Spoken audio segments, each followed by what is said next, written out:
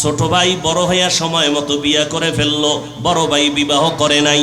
একদিন ছোট ভাই সংসার করতে গিয়া কয়, ভাইজান আমি বিয়া কইরা সংসার চালাইতেছি, আপনি কেন বিবাহ করেন নাই? ওই ভাই বলে, ভাইজান আপনি কেন বিয়া করেন নাই? বড় ভাই ডাক দিয়া কয়, ছোট ভাই বিয়া তো করা দরকার ছিল, কিন্তু মনের মতো মাইয়া পাই না। ছোট ভাই মনে মনে ভাবলেন, মনে হয় যেন সুন্দরী মেয়ে চায়, লেখাপড়া করেনেওয়ালা, ডানা কাটা ভৌরি এবং সম্ভ্রান্ত পরিবারের।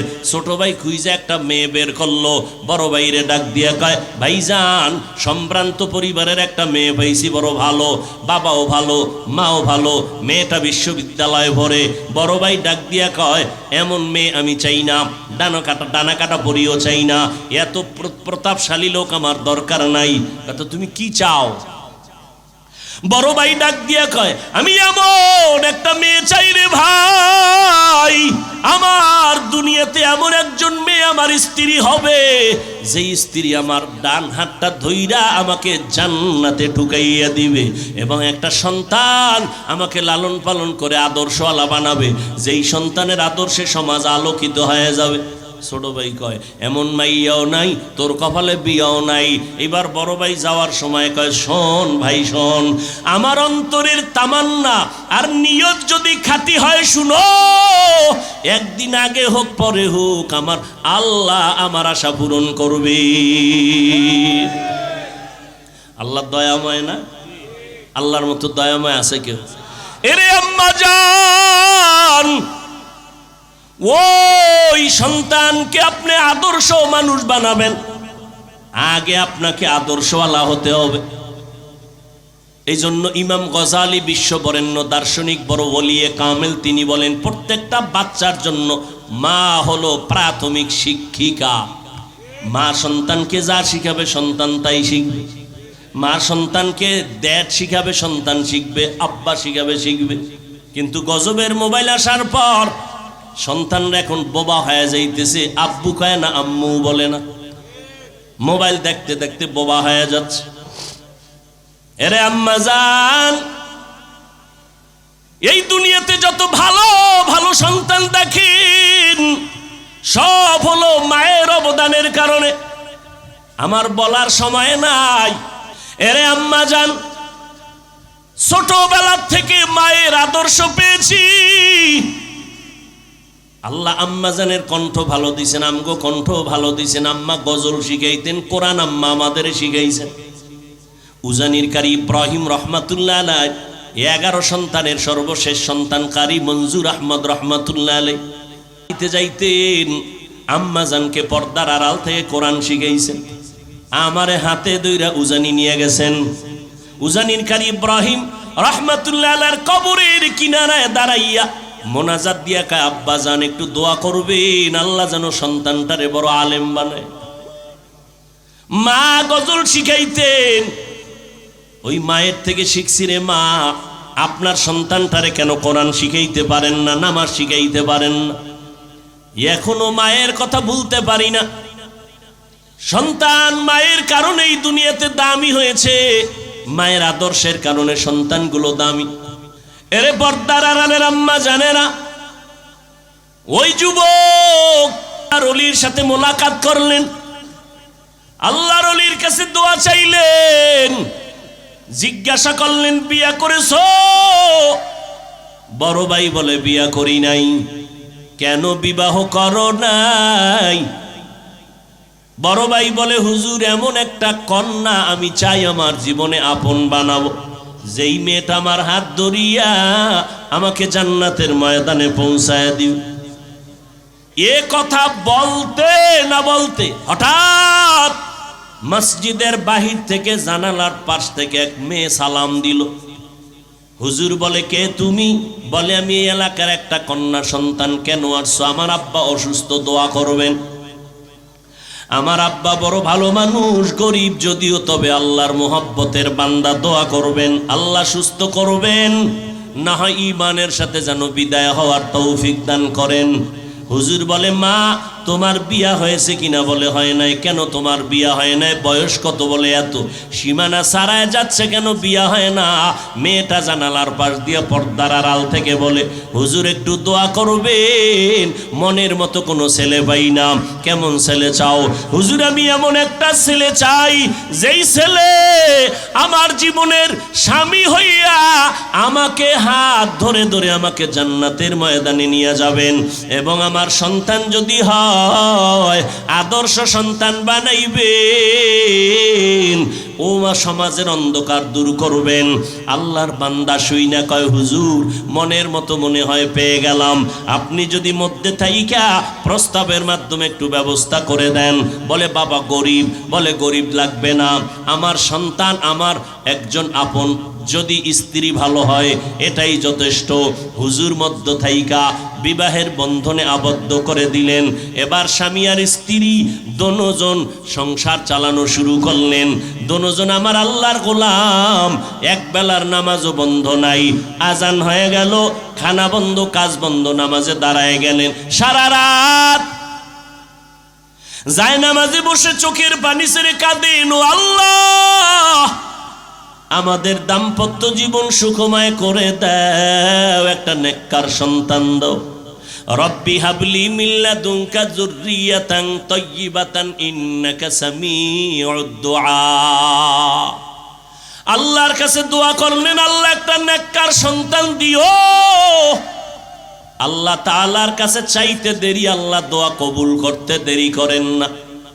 দুইজন স্বামী আর স্ত্রী রাতের বেলা নামাজ পড়ে আল্লাহর কাছে মোনাজাত দেয়, আল্লাহর কাছে কান্না করেন। আল্লাহ তাআলা একটা নেককার সন্তানের সুসংবাদ দিয়েই দিলেন।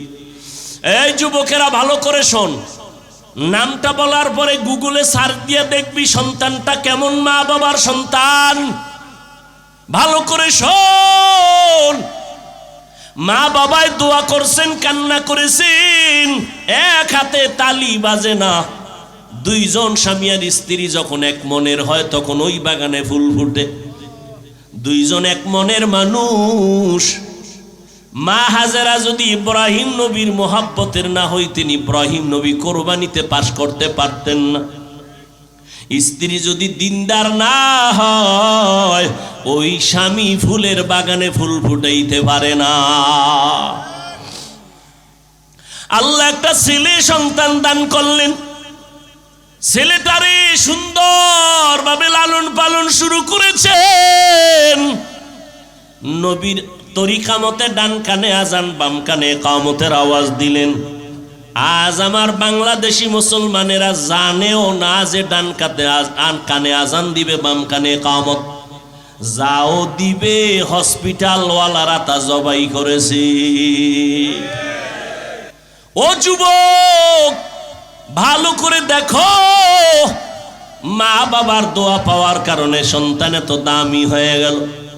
এক সময় আদর্শ দিয়া আজকে যেই দিনের মধ্যে ইসরায়েলের বেঈমানেরা জুলুম করতেছে, ওই সময় জুলুম ইতিহাসের পৃষ্ঠায় স্বর্ণের অক্ষরে লেখা।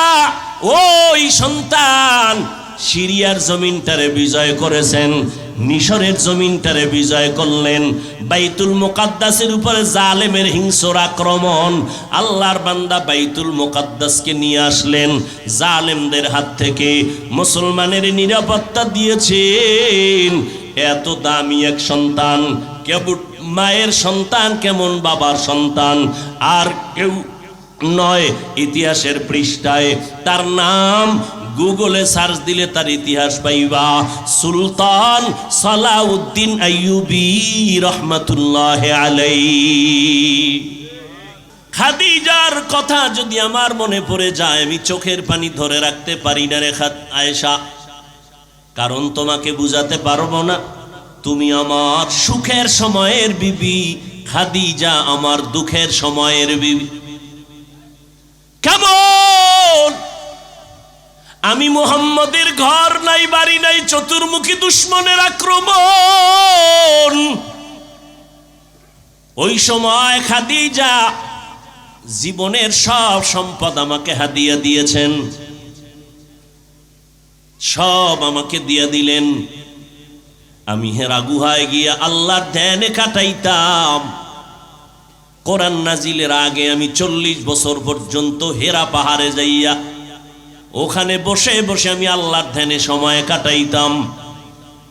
সপ্তাহে সপ্তাহ থাকতাম, আসতাম না। আমার স্ত্রী খাদিজা পাথরওয়ালা পথ পেরিয়ে, জঙ্গল পেরিয়ে একা একা মহিলা মানুষ ওই পাহাড় বেয়ে বেয়ে উঠিয়া আমার সামনে নাস্তা নিয়ে হাজির হয়ে যাইত। আমি খাদিজার কথা ভুলতে পারি না। আমার দুশ্মন কওমের লোকেরা আমাকে 3 বছর গৃহ বন্দী করে রেখেছিল। আমাকে শিয়াবে আবু তালিবের মধ্যে বন্দী করেছে, গৃহবন্দী। খানাও দেয় না, পানিও দেয় না।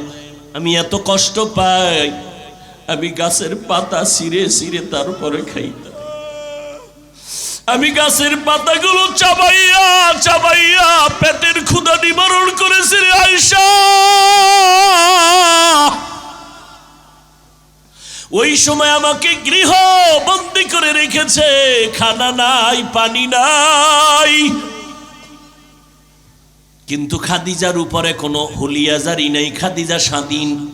কিন্তু কেমন আমার বিবি ঘর সারিয়া খানা দানা বন্ধ করে।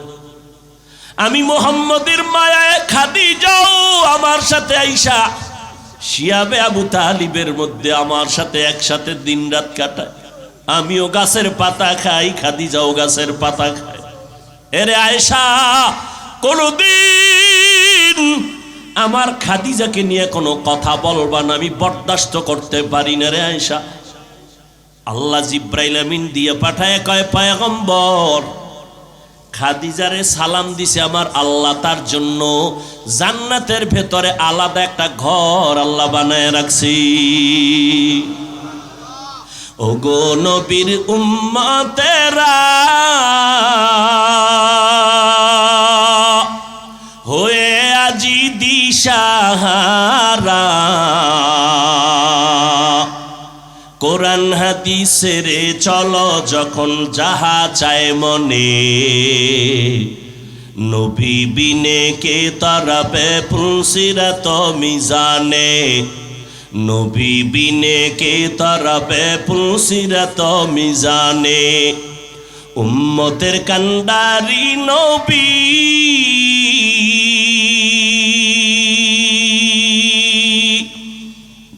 কাঁদছেন উম্মতের লাগি,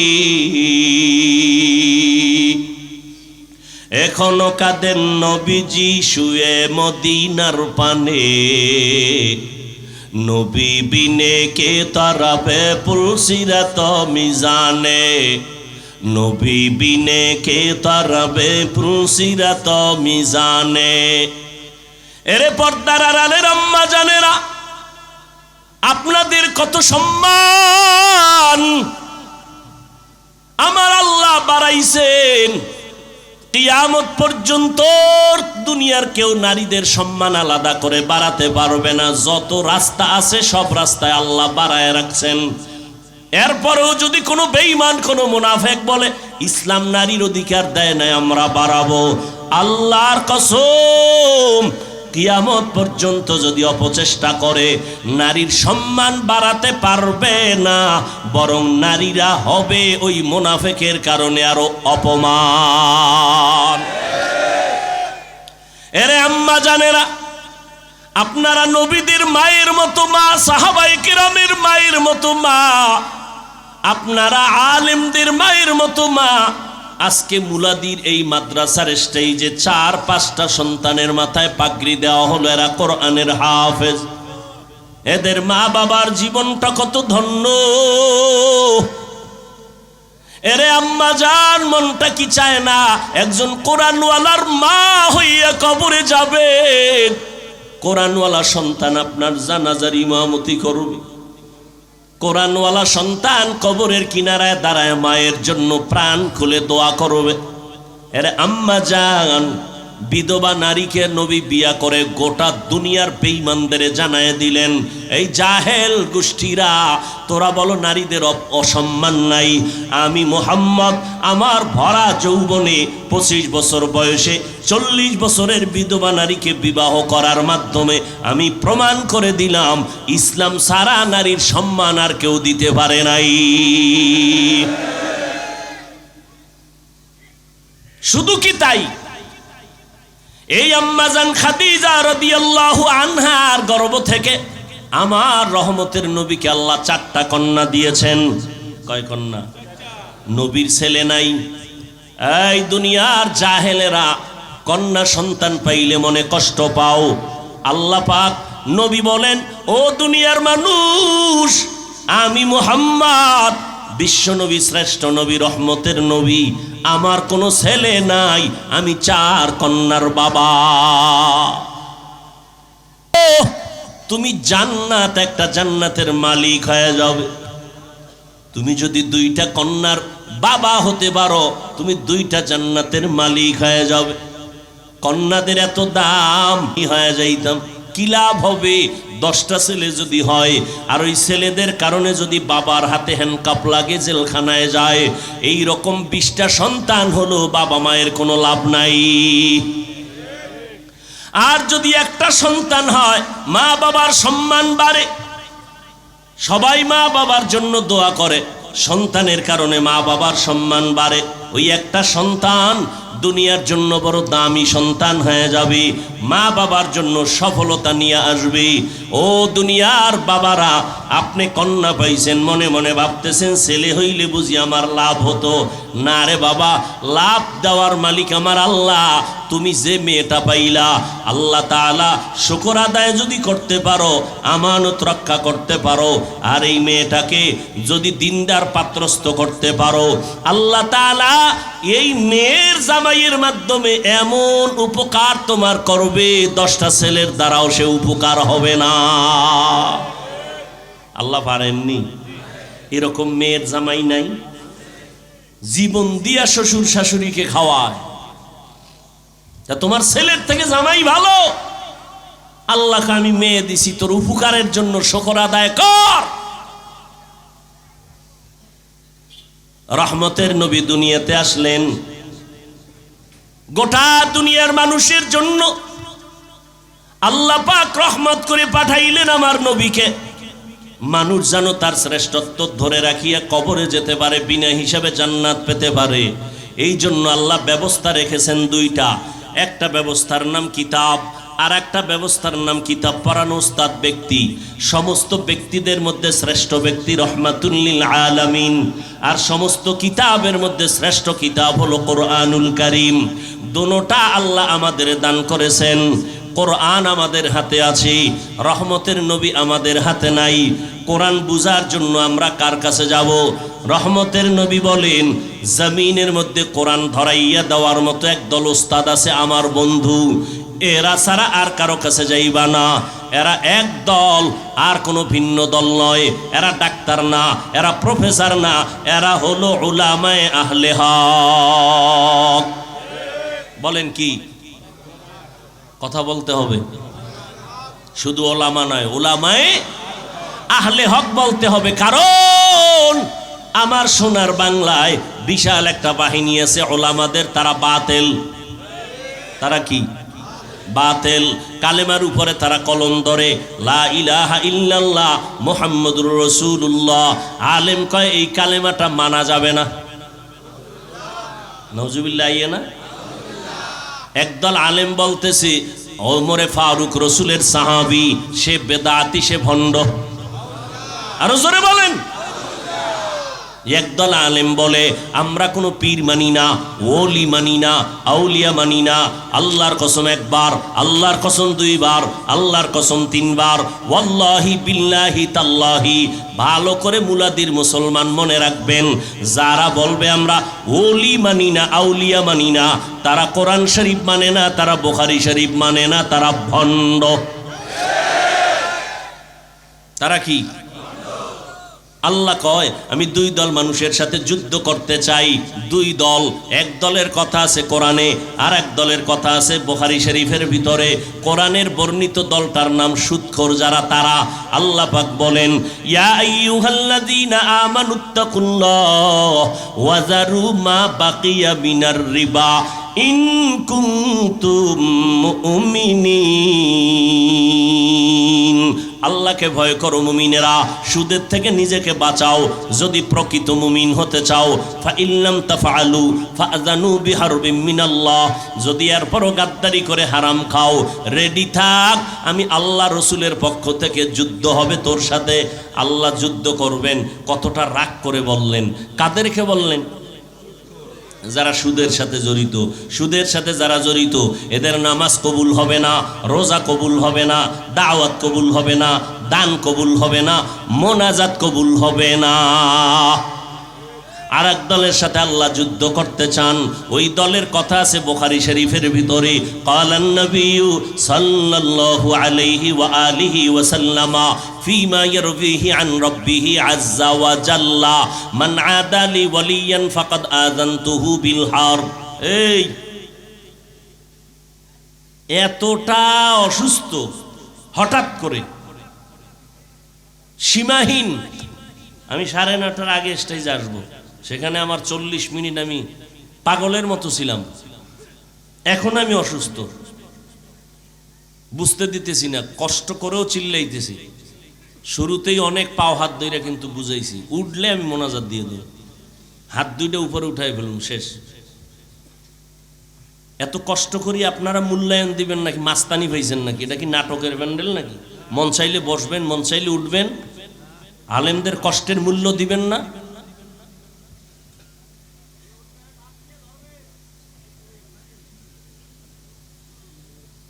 আপনার উঠার ব্যারাম থাকলে ভিতরে ঢুকছেন কেন? প্রতি বছর না বলি, আপনি বাইরে দাঁড়ায় বিড়ি টানবেন, দেখবো না, সহ্য করবো না, ওদি আমাদের খবরও যাবে না, মাহফিলেরও ক্ষতি হবে না। নিজে উঠা নিজের ক্ষতি করেন, আরো উম্মতের ক্ষতি করেন। অথচ সারা রাত কেউ ঘুমাবে না, সারাটা রাত মোবাইল চালায়া নষ্ট করব।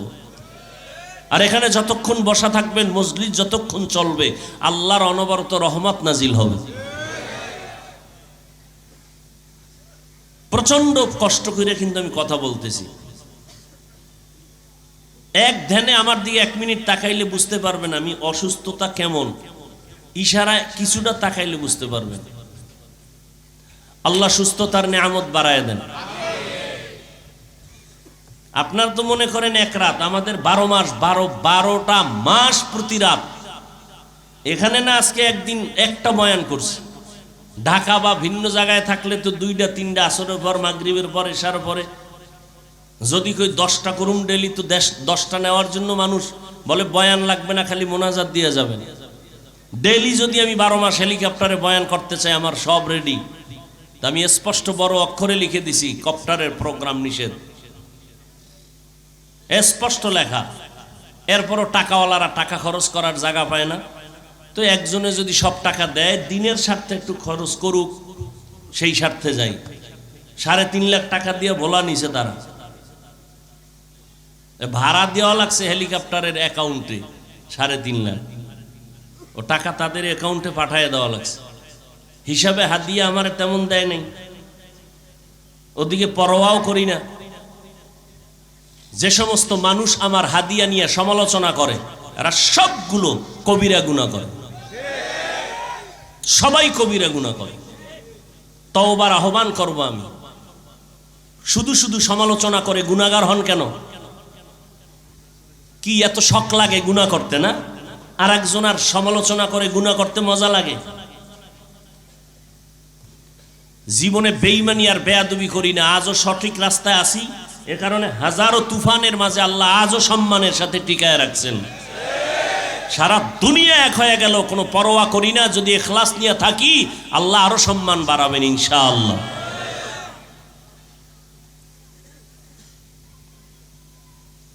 আর একটু সামনে আগাবো।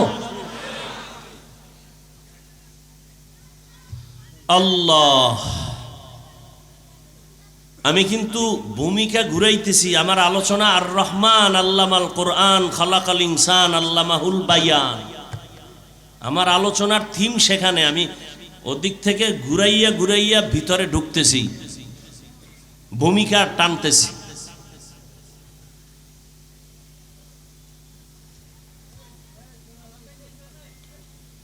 কি কথা বলতেছিলাম মনে আছে? শেষ 2 মিনিটে। হ্যাঁ, আল্লাহ যুদ্ধ করবেন কয় দলের সাথে? দ্বিতীয় দল, বুখারী শরীফের বর্ণিত, মান আদালি ওয়ালিয়ান ফাকাদ আযানতুহু বিল হারব, হাদিসে কুদসি, বড় হাদিস, বুখারী শরীফের সহিহ। আল্লাহ কয়, ও নবী জানায়া দেন, আমার ওলিদের সাথে যারা দুশমনি করবে, বেয়াদবি করবে, আমি তাদের সাথে যুদ্ধ করব। এক বচনে ওলি, বহু বচনে আউলিয়া। এজন্যই আমি বলেছি, কসম খেয়ে বলেছি, যারা বলে আমরা ওলি মানি না তারা বুখারী শরীফ মানে না, যারা বলে আমরা আউলিয়া মানি না তারা কোরআন শরীফ মানে না। আলা ইন্না আউলিয়া আল্লাহ লা খাউফুন আলাইহিম ওয়ালা হুম ইয়াহজানুন আল্লাযীনা আমানু ওয়া কানু ইয়াত্তাকুন। ওলি কারা? আউযুবিল্লাহ পারে না, ওলি না, শুধু অলিকুল শিরোমণি। এরম ভণ্ড আছে না নাই? ইমামতি করার যোগ্যতা যেই পীরের নাই, ওই পীর উম্মতের পীর হওয়ার যোগ্যতা নাই। আমার রসুল দুনিয়াতে যতদিন ছিলেন ততদিন ইমামতির মুসাল্লায় কেউ দাঁড়ায় নাই। পীর যে হবে উম্মতের, সেই ইমামতি করার যোগ্যতা থাকবে, উম্মতের কাছে গিয়ে কোরআন হাদিসের বয়ান করবে। আল্লাহ বুঝার তৌফিক দান করেন। বুখারী শরীফের এই অংশে বলা আছে ওলি কারা। এই যে ওলি ওলি বলি, ওলি আউলিয়া, তারা কারা? কোরআনে বলছে ওলিদের গুণ দুইটা, আউলিয়া যারা হবেন দুইটা। 1 নাম্বার পরিশুদ্ধ ঈমান, 2 নম্বরে তাকওয়া। আর বুখারী শরীফে কি বলছে? ওলি কারা নবী আপনি জানেন? আল্লাহ নিজে বর্ণনা দিতেছেন ওলি কারা। এরা শুধু 5 বেলার নামাজ পড়ে না, রমজানের রোজা রাখে না, এরা বছরে একবার শুধু যাকাত দেয় না, বেশি বেশি বেশি বেশি নফল ইবাদত করে। অথচ আমগো সমাজের ভেতর একদল মাওলানারা বের হয়েছে, চিল্লাইয়া কয় এত নফল ইবাদত লাগে না। আছে না নাই? আরে মেয়ে 5 ওয়াক্ত নামাজ যারা পড়েন, এটা কিন্তু বাহাদুরির কিছু না, কারণ এটা আমার দায়িত্ব, আমার ডিউটি। 5 ওয়াক্ত ছাড়া যদি ওভার কোনো আমল করতে পারেন, আলাদা ইশরাক, তাহাজ্জুদ, আউয়াবিন, চার্জ, এটা না আপনার ক্রেডিট, বাহাদুরি, যে আল্লাহ আমার দায়িত্বের নামাজ ছাড়া আলাদা তোমার জন্য এটা করছি। এটা হলো কামিয়াবি, সফলতা। 5 ওয়াক্ত নামাজ পড়েন, এটা আপনার কামিয়াবি না, এটা আপনার বাহাদুরি করার কিছু নাই, এটা আল্লাহর পক্ষ থেকে আপনার উপরে দায়িত্ব, আপনি আদায় করতেছেন। এ সারা যদি এক্সট্রা আরো কিছু করেন, এইটা হলো আল্লাহর জন্য, এটা হলো বাহাদুরির কারণ, যে আল্লাহ আমি রাত্রে তোমারে ডাকি। অতি গভীর হয় রজনী যখন, নীরবে প্রভুর নাম জপিও তখন, প্রভুর করুণা যদি পাইবারে চাও, গভীর রাতে উঠে প্রভুর গুণগান গাও। বান্দা ফজরের সময় আল্লাহর কাছে চায়, জোহরের সময় চায়, আসরের সময় চায়, আল্লাহর কাছে মাগরিবের সময় চায়, এশার সময় চায়। আল্লাহ কয় দেওয়ার একটা টাইম আছে, তুই সব সময় চাইলে দিব না। চেয়ারম্যান সাহেব, আমার মাদ্রাসায় 1 টন গম 1 টন চাল লাগবে, চেয়ারম্যান বলবে তুমি যখন আইবা তখন ততবার দিব। নিয়ম এরকম নাকি? কয় না, তুমি 10 বার ঘুরলা, চেয়ারম্যানের পিএসের পিছনে 6 দিন, আবার দরখাস্ত লইয়া 13 দিন, অমুকের সুপারিশ, ঘুরতে ঘুরতে ঘুরতে ঘুরতে চেয়ারম্যান কয় আগামীকাল সকাল 10টায় রাত্র 10টায় আসবা, তোমার 1 টন চাল দেয়া হবে। আল্লাহ পাক বলেন, বান্দা ফজরের সময় আমার কাছে চাইলি, জোহরের সময় চাইলি, আসরের সময় চাইলি, মাগরিবে চাইলি, এশায় চাইলি, আমি কিন্তু দেওয়ার একটা টাইম দিয়ে দিলাম। ওই সময় নিতে চাইলে ওই সময় দাঁড়ায় যায়। ওই টাইমটা হলো রাতের শেষ ভাগে। আমি আল্লাহ আরশে আজিম থেকে কুদরতের নজর প্রথম আসমানে ছেড়ে দেই, আমি আল্লাহ ওই সময় বান্দারটা নিতে আসি না, বরং বান্দার চাহিদা পূরণ করার জন্য আসি। কোন সময় আসেন? বলেন, সবাই বলেন। শেষ রাত গভীর রজনীতে আমার আল্লাহ আসেন প্রথম আসমানে। কোন দিন দেখছেননি? কোন দিন? প্রতিদিন আসেন। অতএব বান্দা, যদি তোমার চাওয়ার দরকার হয়, তুমি কেন ঘুমাও? তুমি সারাদিন চাইছো, আল্লাহ কইছে ভোর রাত্রে দেখা করিস, দিয়ে দেবো। আপনি ওই সময় নাকটাই না তেল লাগায় ঘুমাইছেন, আর আপনি ওই সময় হাজিরা দেন নাই। এরপর যদি আল্লাহর এখন দিলে না কেন, আপনার ফিডান দরকার। একজন আল্লাহর খাস বান্দা ওই টাইমে আল্লাহর সাথে কথা বলা ছাড়া আল্লাহর ওলি হতে পারে নাই। ওই সময় সবাই ঘুমায়, আসমানও নীরব, জমিনটাও নীরব, নদীর পানিও নীরব, মাছ নীরব, জঙ্গলের প্রাণীরাও নীরব, গাছপালার পতরুলতার পাখি পশুরাও সব নীরব। আল্লাহ কয় এই টাইম বড় ক্লিয়ার, একটু আয়, আমাকে একটু আল্লাহ বলে ডাক দাও। যদি বান্দা ঠান্ডা পানি দিয়ে ওযু বানাইয়া সিজদায় পড়ো, তোর সিজদাটা মাটিতে লাগার আগে আমি কুদরতের কদম তোর কপালের নিচে ঢুকায় দিব। আসাজিদু ইয়াসজুদু আলা কদামির রহমান। বান্দা যখন সেজদা দেয়, রহমানের কদমের উপরে দেয়, মাটিতে দেয় না। রহমাতুল লিল আলামিন আসলেন। কোরআন নবী বিদায় বেলা দুটো জিনিস দিয়া চ্যালেঞ্জ করে গেলেন, এই দুইটা জিনিস যারা আঁকড়ায় ধরবা তোমাদের ঈমান যাবে না, সম্মান নষ্ট হবে না। ক্বালান নবী সাল্লাল্লাহু আলাইহি ওয়া আলিহি ওয়া সাল্লাম, তারাকতু ফীকুম আমরাইন লান তাদিল্লু মা তামাসসাকতুম বিহিমা কিতাবাল্লাহি ওয়া সুন্নাত রাসূলি। আল্লাহর নবী বলেন, উম্মতের দল, দুইটা জিনিস রেখে আমি বিদায় নিলাম। আমি বিদায় নিয়েও কিন্তু ঘুমাবো না, কিয়ামত পর্যন্ত আমি মুহাম্মদ কবরের মধ্যে রওজা মুবারকে জিন্দা থাকবো, নামাজরত অবস্থায় আল্লাহর মারিফতের মজা নিতে থাকবো।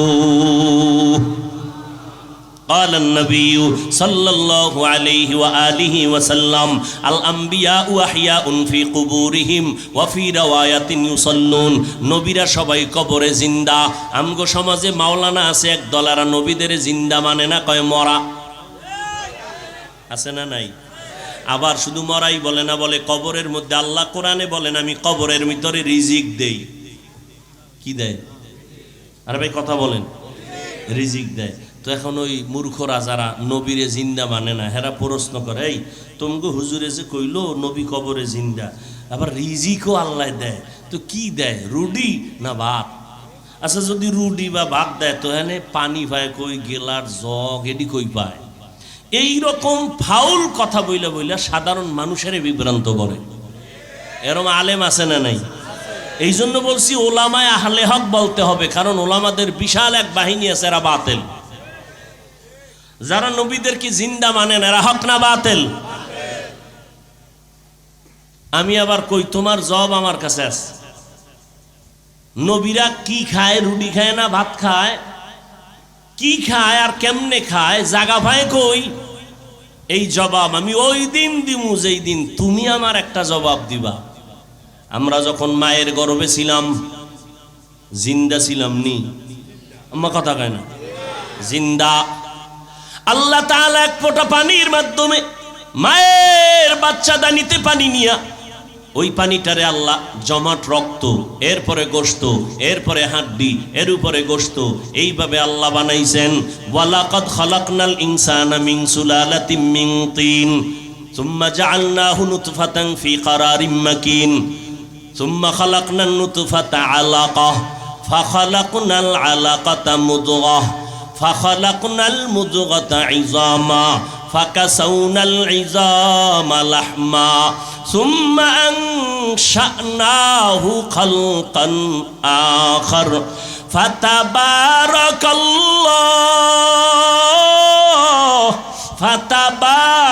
ফাতাবারাকাল্লাহু আহসানুল খালিকিন।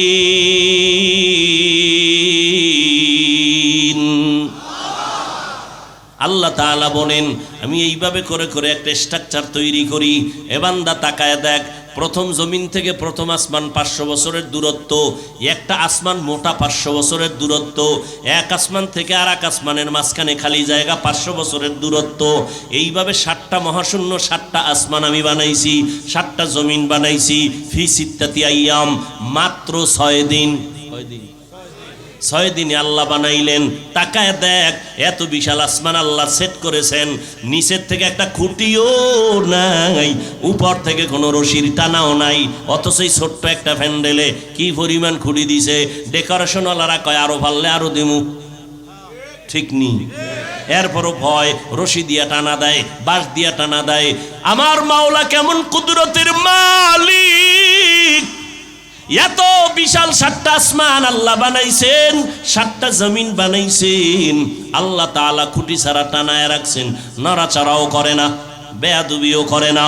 এর ভিতরে কত নক্ষত্র আল্লাহ টানায় রাখছেন। মাত্র 6 দিনে বানাইলাম এত বিশাল আসমান 7টা, জমিন 7টা, 7টা মহাশূন্য। কয় দিনে বানাইছেন? আর আপনার আমার মতো বান্দা এক ফোঁটা পানির থেকে আম্মাজানের গর্ভের মধ্যে বানাইতে, আমার মতো বান্দাটারে বানাইতে সময় লাগাইলেন 6 মাসের মতো। দেখছেন নি কারবার? এত বিশাল আসমান জমিন বানাইতে 6 দিন, আর আপনার আমার মতো 1.5 ব্যাটারিরে বানাইতে সময় নিছে 6 মাসের মতো। বুঝেন কিছু? কিছু বুঝেন? আল্লাহ কয় মোহাব্বতের জিনিস তো বানাইতে একটু সময় লাগে। আমি আদর কইরা বানাইছি তো, এজন্য একটু সময় নিয়ে বানাইছি। চেহারাটা আমি এমনভাবে বানাই দিছি, দুনিয়ার কোনো হারবাল টারবাল চেহারায় লাগবে না। আমি তোরে এমন সুন্দর করে চেহারা বানায় দিছি, তোর চেহারার উজ্জ্বলতা জীবনে নষ্ট হবে না। হ্যাঁ, 40-এর পরে নষ্ট হতে পারে, তবে উজ্জ্বলতা নষ্ট হবে না মরণ পর্যন্ত, যদি নেক আমলের উপরে থাকতে পারো। নেক আমলের উপরে থাকতে পারো। দেখছেন নি এই যুবকেরা, মাওলারে চিনো না? আমেরিকা যাওয়া লাগে মাওলারে চিনতে। হ্যাঁ, হিচে কসদার মুলকে উ আম্বাজো নেই, কৌলে উরা লাহনে নেই, আওয়াজো নেই, তেরা আয়না আলো মে রঙ্গ বুহে, जिधर दिखता हो उधर तू ही तू है। এরে আমার মাওলাকে চিনো? আমার আল্লাহ কেমন দয়ার মালিক! এত সুন্দর করে তোমাকে আল্লাহ বানাইছেন মায়ের গর্ভে। এই মায়ের গর্ভে আল্লাহ সুন্দরভাবে স্ট্রাকচার বানায় রুহু দান করছেন। এবার আমার নড়াচড়া শুরু হয়ে গেছে। আম্মা জানের গর্ভের মধ্যে আল্লাহ আলাদা প্যাকেট বানাইছেন, এক বিন্দু অক্সিজেন যেন আমার ভিতরে না যায়, একটু বাতাস ঢুকলে আমার ক্ষতি হবে। আল্লাহ কাভারিং করে ফেললেন, প্যাকেটের উপরে প্যাকেট, প্যাকেটের উপরে প্যাকেট, প্যাকেটের উপরে প্যাকেট। এইবার পেটে ক্ষুধা লাগছে, আব্বা জান আমার ক্ষুধার খবর জানে না, আম্মাও জানে না। রব্বে কারিম আমার জবানটারে নাপাক রক্ত লাগান নাই, আম্মা জানের নাবির সাথে আমার নাবিতে তার লাগাইয়া আমার পেটের ক্ষুধা নিবারণ করেছেন। ও আল্লাহর বান্দা, আমার মায়ের গর্ভে আমরা যখন জিন্দা ছিলাম আল্লাহ পাক আমগো রিজিক দিয়েছেননি? এখন ওই ভাইরে প্রশ্ন করি, আমরা যে মায়ের গর্ভে খাইছি, কি খাইছি? রুটি না ভাত না সুজি না হালুয়া না কি খাইছি? প্লেট কই খাইছি, গ্লাস কই খাইছি, পানি কই খাইছি? এই জবাব যেদিন দিবা ওই দিন আমি জবাব দিব নবীরা কেমনে খায়। আকেলারা পেশা খামুশি বুয়াদ, পেশায় জাহেল ফারামুশি বুয়াদ। আকলমানরা কথা কম কয়, জাহেল বক বক করে বেশি বেশি, প্রশ্ন লাগে না সেখানেও প্রশ্ন। জাহেল অনর্থক প্রশ্ন করে মানুষকে বিভ্রান্ত করে। আকলমানরা বেশি কথা বলে না। আমার নবী উম্মতের হেদায়েতের জন্য আল্লাহ কোরআন দিলেন, আমার নবীও হেদায়েতের জন্য দাওয়াতের কাজ করলেন। ও নবীর উম্মতের দল, আল্লাহর নবী 2 জিনিস রেখে গেলেন, কোরআন আর রসুলের সুন্নত। এই 2 জিনিস যারা আঁকড়ায় ধরবে তাদের সম্মান যাবে না, তাদের ঈমান যাবে না। আল্লাহ পাক রব্বুল আলামিন বলে, রে বান্দা, আমি দুনিয়াতে মানুষ বানাইলাম, শ্রেষ্ঠত্বের মর্যাদা দিলাম। আর রহমান আল্লামাল কোরআন, আমি এমন রহমান, ও বান্দা আমি কোরআন শিখাইলাম, খলাকাল ইনসান মানুষ বানাইলাম, আল্লামাহুল বায়ান আমি তোমাদের বয়ান শিক্ষা দিলাম। নবী কোরআন পাইয়া উম্মতের সামনে তেলাওয়াত করে আল্লাহর ইবাদত করো, আবার কয় রহমানের ইবাদত করো। মুশরিকরা কয় এই মুহাম্মদ একবার আল্লাহর কথা কও, আবার একবার তুমি রহমানের কথা কও। তোমরা আল্লাহ কয়জন? কয় আল্লাহ তো একজন। কথা একবার কও আল্লাহর ইবাদত করো, একবার বলো রহমানের ইবাদত করো। মানির রহমান, রহমানকে তুমি যে খালি একবার এক এক কথা বলো, আসলে হাকিকত কি? রহমানকে প্রশ্ন করলো। আল্লাহর নবী কয় জবাব আসতেছে। আল্লাহ রহমানের পরিচয় দিয়া আয়াত নাজিল করে দিলেন সূরাতুর রহমানে। ও নবী জানায়া দেন রহমানকে। রহমান হলেন তিনি, কোরআন শিখাইলেন যিনি, মানুষ বানাইলেন যিনি। খুব খেয়াল করবেন পয়েন্ট। আল্লাহ বলেন রহমান হলেন তিনি, মানুষ কোরআন শিখাইলেন, এরপরে মানুষ বানাইলেন। আমরা দেখি উল্টা, আমরা আগে দুনিয়াতে আসছি, এরপরে কোরআন শিখছি। তাহলে কথাটা তো এমন হবে, আর রহমান খালাকাল ইনসান আল্লামাল কোরআন। আগে আল্লাহ মানুষ বানাইছেন, পরে কোরআন শিখাইছেন। আল্লাহ কয় না, আমার সিস্টেম উল্টা, আমি আগে কোরআন শিখাইছি, তারপরে মানুষ বানাইছি। আল্লাহ উল্টা বললেন কেন? ফেলুল হাকিম লা ইয়াখলু আনিল হিকমা। হাকিমের কথা হেকমত থেকে খালি না, হাকিমের কাজ হেকমত থেকে খালি না, জ্ঞানীদের কাজ জ্ঞান থেকে শূন্য না। আল্লাহ উল্টা বললেন কেন? আমাদের বুঝার অভাব। মুফাসসিরিনে কেরাম এবার সমাধান দিচ্ছেন। মুফাসসিরিনে কেরাম বলেন আল্লাহ যে বললেন আমি আগে কোরআন শিখাইছি, পরে মানুষ বানাইছি, কেন বললেন? আল্লাহর আদালতে সব মানুষের দাম নাই, আল্লাহর কাছে সব মানুষের মূল্য নাই। তাহলে কয় দল আছে মানুষ? কয় এক দল হলো বংশগত মানুষ, আদমের বংশে, আর এক দল জন্মগত মানুষ, আর এক দল মানুষ আছে গুণগত মানুষ, গুণের মানুষ। আল্লাহর কাছে বংশগত মানুষের মূল্য নাই, জন্মগত মানুষের মূল্য নাই, আল্লাহর আদালতে গুণের মানুষের দাম। আল্লাহ তাআলা বলেন আমি গুণের মানুষগুলোকে বিনা হিসাবে জান্নাত দিয়ে দিব। আল্লাহর কাছে কোন মানুষের দাম? এই কষ্ট হইতেছে না? বলেন আল্লাহর কাছে কোন মানুষের দাম? গুণের মানুষের দাম। বংশগত মানুষের দাম নাই, জন্মগত মানুষের দাম নাই। এবার বুঝার দরকার গুণের মানুষ কারে বলে। উদাহরণটা ভালো করে বুঝেন। মাইকওয়ালা মাইক বানানোর সময় বানাইছে আওয়াজ দেওয়ার জন্য। গুণ কাকে বলে? যেই জিনিসটা যেই কাজের জন্য বানানো হয় ওই কাজটা ওই জিনিসের গুণ। মাইকওয়ালা মাইক বানাইছে কেন? আওয়াজ দেওয়ার জন্য, আওয়াজ দেওয়া মাইকের গুণ। বাতিওয়ালা বাতি বানাইছে কেন? অন্ধকার দূর হবে, আলো দিবে, আলো দেওয়া বাতির গুণ। পাখাওয়ালা পাখা বানাইছে কেন? বাতাস দেওয়ার জন্য, বাতাস দেওয়া পাখার গুণ। ঘড়িওয়ালা ঘড়ি বানাইছে কেন? টাইম দেওয়ার জন্য, সঠিক টাইম দেওয়া ঘড়ির গুণ। মাইক যদি আওয়াজ না দেয় গুণের মাইক না, ফালায়া দাও। বাতি যদি আলো না দেয় বাতি ভেঙ্গে ফেল, গুণের বাতি না। পাখা যদি বাতাস না দেয় ভেঙ্গে ফেলো, এটা গুণের পাখা না। গুণ কাকে বলে? কয় যেই জিনিসটা যেই কাজের জন্য বানানো হয় ওই কাজটাই হলো ওই জিনিসের গুণ। মাইকের গুণ কি বলেন? বাতির গুণ কি? ঘড়ির গুণ কি? পাখার গুণ কি? বাতাস দেওয়া। তাহলে বোঝা গেল যেই জিনিসটা যেই কাজের জন্য বানায় ওই জিনিসটাই হলো, ওই কাজটাই হলো ওই জিনিসের গুণ। মাইকওয়ালা মাইক বানানোর সময় বানাইছে আওয়াজ দেওয়ার জন্য। এবার বুঝেন আল্লাহ মানুষ কেন বানাইছেন? বিড়ি টানার জন্য, মোবাইল চালাবার জন্য। ওয়ামা খালাকতুল জিন্না ওয়াল ইনসা ইল্লা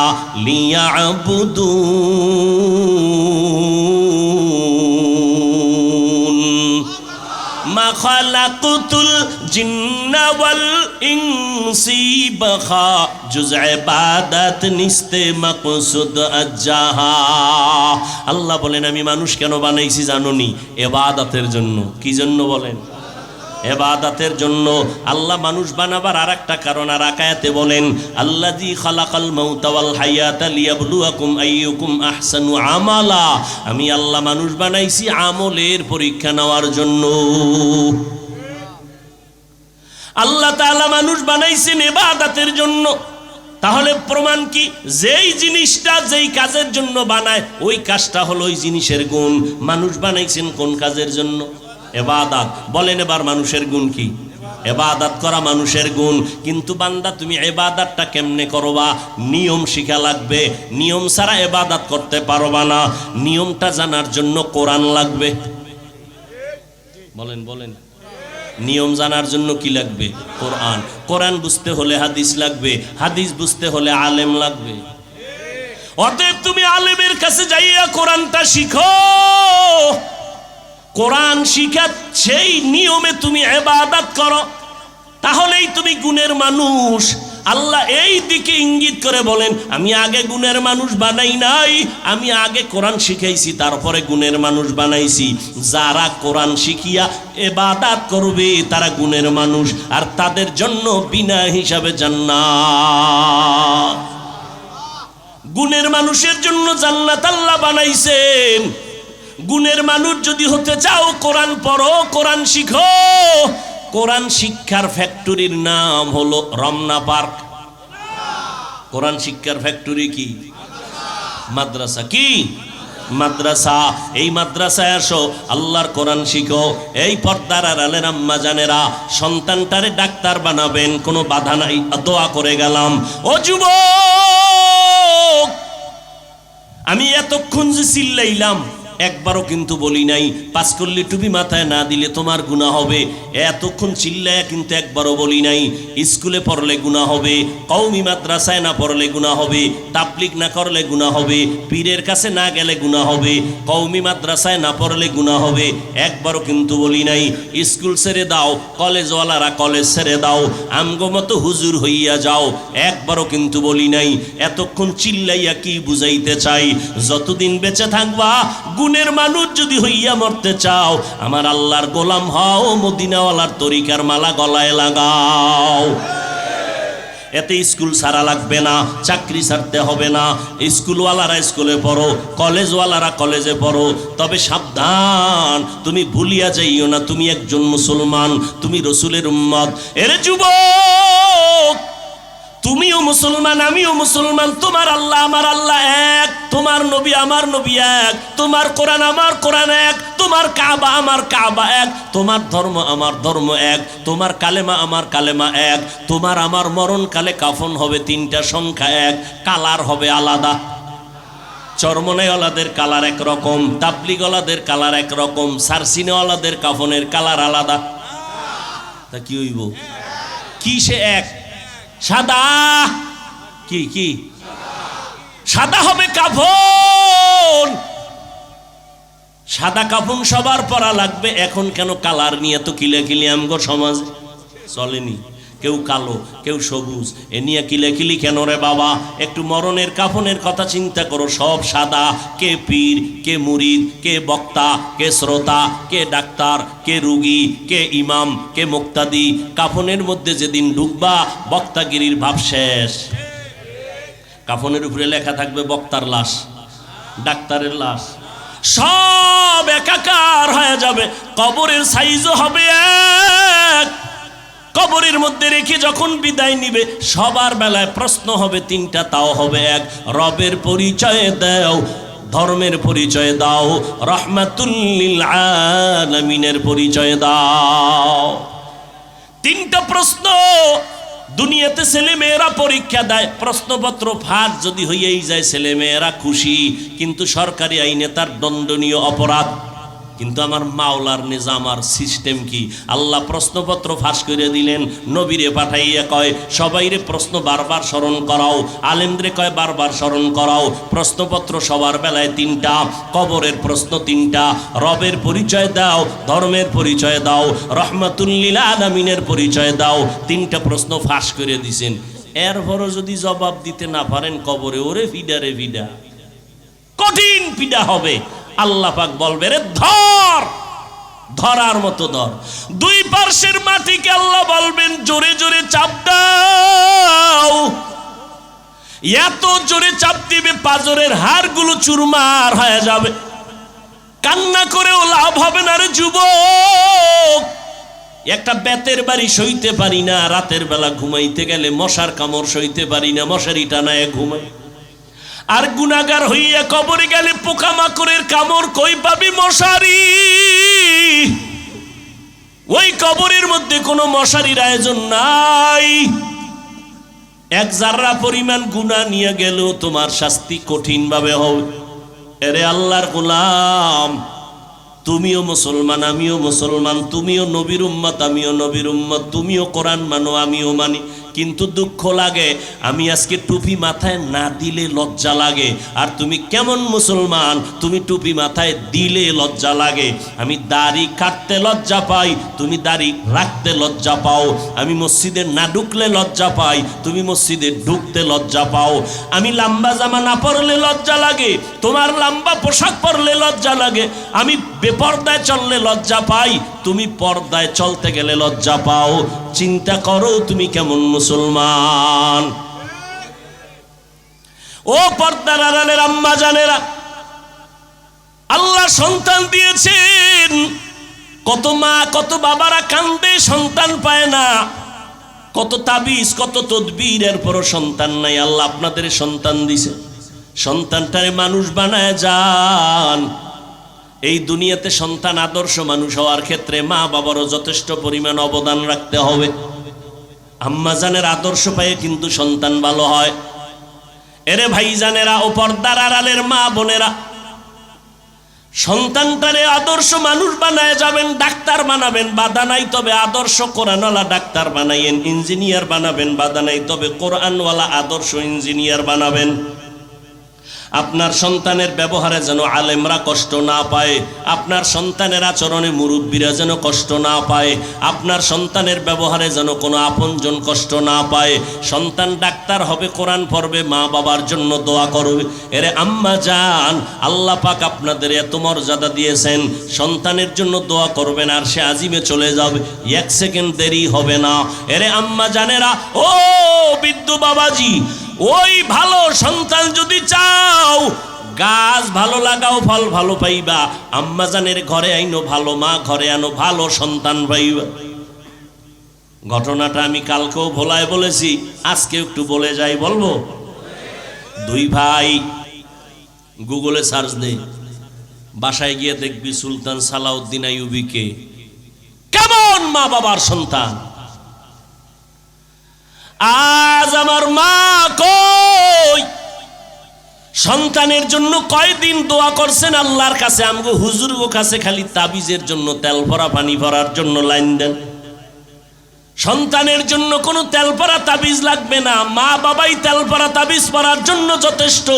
কারণ সন্তানের জন্য মা বাবার দোয়া বিদ্যুতের গতিতে কবুল হয়ে যাবে। হুজুরগো কাছে না দৌড়াইয়া ভোর রাতে সেজদায় পড়ে যদি আল্লাহর কাছে কান্না করতেন, ও দয়ার মালিক, একটা সন্তান দিছেন তুমি, আমার সন্তানটারে আদর্শওয়ালা বানায় দাও, আমার সন্তানের আদবওয়ালা বানাও, আমার সন্তানের জেহেন খুলে দাও, আমার সন্তান পড়া মুখস্থ রাখতে পারে না, তুমি মুখস্থ শক্তি বাড়ায় দাও। ওরে মা বাবার থেকে পীরের দোয়াও কবুল হওয়ার গ্যারান্টি নাই, হুজুরের দোয়া কবুলের গ্যারান্টি নাই, সন্তানের জন্য মা বাবার দোয়া কবুলের গ্যারান্টি আছে। ও পর্দার আড়ালের মা, ও বোনেরা, ও যুবক, কয়দিন আর বাহাদুরি করবা? স্কুলে পড়ো, কলেজে পড়ো, তোমার মতো যুবক স্কুল কলেজে পড়িয়াও 5 বেলার নামাজ পড়ে, তুমি কেন পারো না? তোমার মতো সন্তান রাস্তায় গাড়ি চালায়, নামাজ ছাড়ে না, তুমি কেন পারো না? নদীর মধ্যে মাছ ধরে, নামাজ ছাড়ে না, তুমি কেন পারো না? ময়দানে কৃষি কাজ করে, নামাজ ছাড়ে না, তুমি কেন পারো না?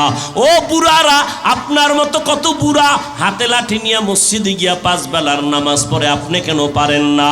ও আম্মা জানেরা, আপনার মতো কত মা সন্তানটারে আদর্শওয়ালা বানায়, স্বামীর মাল হেফাজত করে, আল্লাহর কাছে নামাজ পড়ে পড়ে দোয়া করে, পর্দা রক্ষা করে চলে।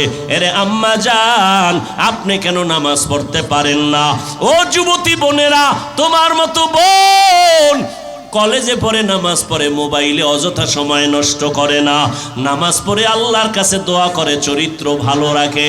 ও যুবকেরা, আল্লাহ তো এমন দয়ার মালিক, আমরা 2-3 বার অন্যায় দেখলে আর তারে কাছে আসতে দেই না। আল্লাহ কয়, পাহাড় পরিমাণও যদি গুনাহ করো, 1 ফোঁটা চোখের পানি ছেড়ে তওবা কর। ওরে মনের মতো যদি একবার আল্লাহকে বলতে পারো, দয়ার মালিক এই ময়দানে আমার মতো গুনাহগার কেউ নাই। ও আল্লাহ, গুনাহ নিয়ে ময়দানে ঢুকছি, গুনাহ নিয়ে বাড়ি যাব না।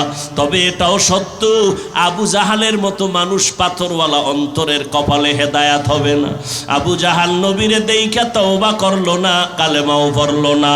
আবার অন্যদিকে ওমরের মতো বান্দা আমার নবীর কাছে আইসা মাথা কল্লা কাটতে গিয়া মুসলমান হয়ে গেল। ওমরের মতো যাদের মেজাজ নিয়ে ময়দানে আসবে, হঠাৎ কথা স্মরণ করবে মরণের আযাবের কথা, চোখের পানি ছেড়ে কাঁদবে, আল্লাহ দুনিয়াতে গরম সইতে পারি না, গুনাহ নিয়ে কবরে গেলে জাহান্নামের আগুন কেমন করে সহ্য করব। ও আল্লাহ, গুনার শাস্তি ভোগ করতে পারবো না।